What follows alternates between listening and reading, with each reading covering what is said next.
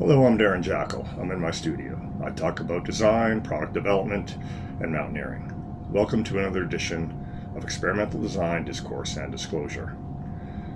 I've started a new series on footwear and footwear design, and I'm just going to continue that today. So I'm going to set up and be right back. Stay tuned.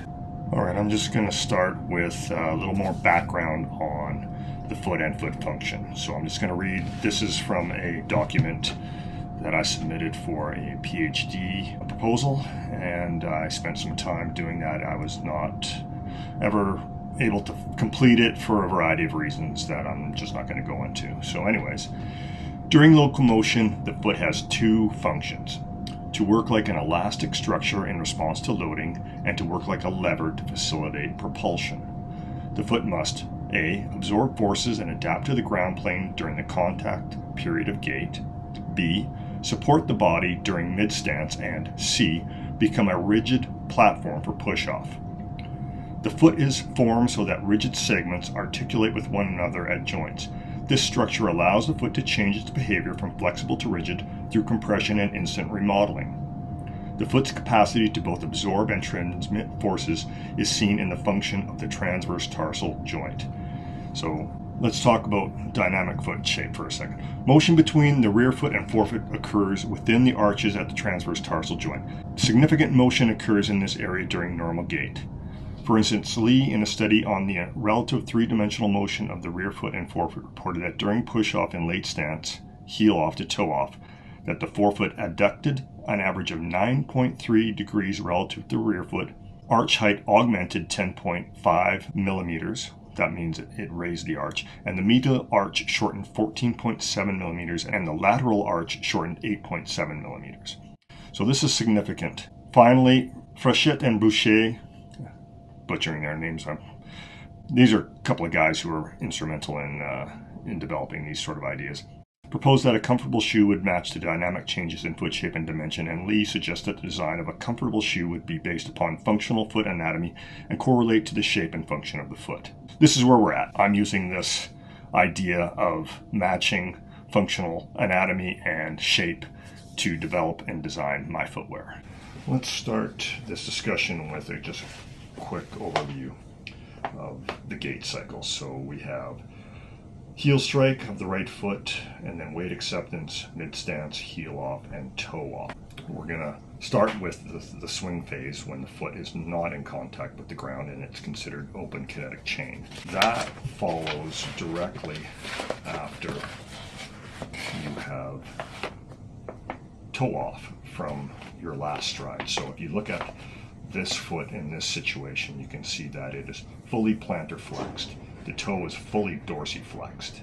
And when you take off, what you need to do is to make sure that the foot clears the ground plane. So you lift the foot, you basically dorsiflex the ankle with the tibialis anterior.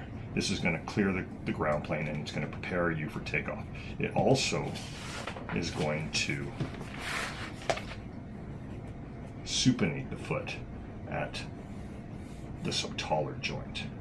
Now this is important because what that does is it changes the angle of the transverse tarsal joint. And if we remember, it's the transverse tarsal joint that is the important joint when it comes to changing the foot from being a compliant flexible structure to a rigid structure for takeoff.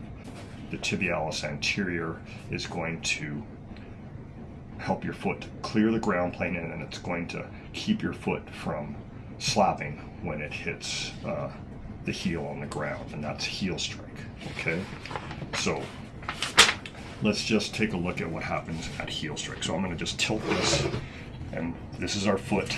So we've left, and we're pulling it up into dorsiflexion, and we are going to supinate the foot at this joint. Okay, that prepares us for heel strike, which is going to rapidly plantar flex the foot, and it's also going to pronate the foot at the subtalar joint here. This is going to be resisted by the ground plane, and what's going to happen is the transverse tarsal joint is going to basically, it will pronate also at this point. That's what we would call it. And it's going to flatten the arch. So this is what's going to happen inside your foot. This is why you sometimes bang your toe against the end of the shoe, because it's being lengthened, your foot, when this happens. The next portion of the gait phase will be what's called weight acceptance. This occurs when the foot becomes fully in contact with the ground. Now the center of mass, center of gravity, is just over the calcaneal tuberosity, so it's over your heel. And what happens is that the foot is going to flatten. That's going to unwind the plantar ponderosus on the windlass. So basically it's going to flatten here, it's going to lengthen, and that's going to pull your toes down into the ground. This is like an automatic feature that kind of pulls the claws into the ground. So you're going to adapt to the ground plane. Foot is still compliant. And the next phase is going to be you moving your center of gravity directly over the arches. And at this point, what is occurring is, through forward momentum alone and relative dorsiflexion between the ankle and the foot, what happens is these muscle tendon units that route at a distance from the ankle joint, because of this being a momentarm, what occurs is, without any actual muscle contraction, is this shortens. Okay, the length shortens, and this will help raise the foot. Also at this time, what is happening, very interesting, is the tibia is externally rotating. And when we go back and look at the subtalar joint, that's this joint with the angle, it's like a mitered hinge. And when you have tibialis rotation, it can cause supination and pronation of the foot. So just by externally rotating, that's going to change the angle of your transverse tarsal joint, and it's going to make it at an angle steeper to the ground plane. So it's basically going to help support the arch. In fact, it might even raise the arch. So once we get to this phase, the arch is now being supported by a few different mechanisms. It's got the deep ligamentous structures, which allows it to act like a beam. It's got the muscles in the calf and the lower part of the leg that, through just forward momentum and relative dorsiflexion, will just crank these muscle tendon units up, and that's going to further pull your toes into the ground. Let's take a look at that maybe with this model. Okay, let's try and explain some of this using this model for the mid-stance phase of gait. This is when the rear foot and the forefoot are in contact with the ground, and center of gravity is still over the heel, and forward momentum is going to carry my body over the foot. And so it's now loaded, and you can see the plantar ponderosus unwinding of the windlass. So a windlass is basically when you wind a cord up around a cylinder, and it's basically the distance from the center of the cylinder to the outside of the cylinder becomes a momentum. So when I wind it up, it will actually reduce the distance between these two. But in this case, it's unwinding, and it's allowing it to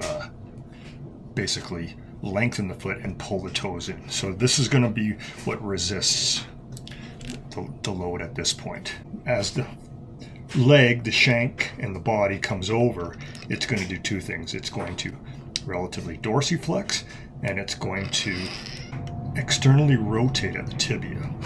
That's going to do two things. That's going to crank these cables up from the muscles. These are muscle tendon units, and it's going to steepen the angle of the transverse tarsal joint. Okay, now you can see that the plantar ponderosa has loosened off at this point, and the cables under the tendons underneath the ankle are under tension. So this is going to stabilize the foot until the moment when my heel comes off the ground. So once the heel comes off the ground, now we're going to move into the propulsion phase. So I can't act like a curved beam. I'm going to start to act like a truss. And so what's going to happen is, as my heel comes off the ground, I'm going to relatively plantar flex at the ankle joint. Let me see if I can do the propulsion phase. That's going to begin as soon as the heel lifts from the ground. We're going to have a strong contraction of the calf muscles. What's going to happen is the shank is going to relatively plantar flex at the ankle joint, while the hallux is going to relatively dorsiflex. And there's the trade-off between the shank and the hallux that is going to influence the soft tissue structures under the foot. There's going to be motion somewhere, and it's really the trade-off in how the foot goes from being this flexible to being rigid. As the heel lifts off the ground, as I crank on the toe and let this off, the plantar ponderosa is going to start to take over. You see how it comes under tension? And now this is kind of hard to do. Okay, I'm going to wrap this episode up here as it's starting to get a bit long. In the next episode, we're going to look at the foot in a full shank boot and the ramifications of that. So thanks again for coming by. I'm Darren Jackal. I'm in my studio. I talk about design, product development, and mountaineering. That's it, another episode of Experimental Design Discourse and Disclosure. I will see you next time.